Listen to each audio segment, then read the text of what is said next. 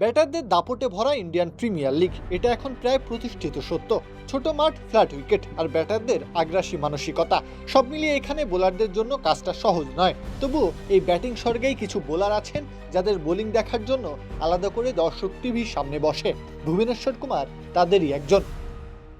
নতুন বলে সুইংয়ের নিখুঁত ব্যবহারই তার সবচেয়ে বড় অস্ত্র, যার সামনে ধূলিসাৎ হয়ে গেল দিল্লি ক্যাপিটালসের ব্যাটিং অর্ডার।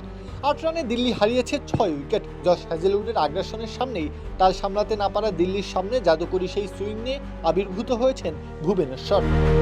এভাবেই সবাই আপন হয়ে উঠুক ইসপির আপন করার সাথে। ইসপি, আপন করার স্বাদ।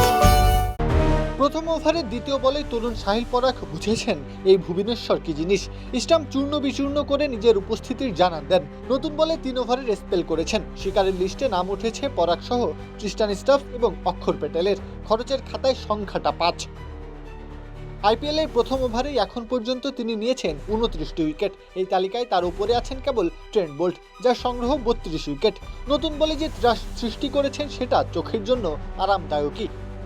বয়স বেড়েছে, সময় শেষের গল্প লিখছে, তবু নতুন বলে সেই দাপট আজও অমলিন। আজও ব্যাটাররা ভুবনেশ্বর নামক শিল্পীর শৈল্পিক সেই সুইংয়ের ধাঁধাটা ভেদ করতে পারেন না। কিছু জিনিসের ক্ষয় হয় না, ভুবনেশ্বর তারই প্রমাণ। প্রত্যহ কাব্য, খেলা ৭১।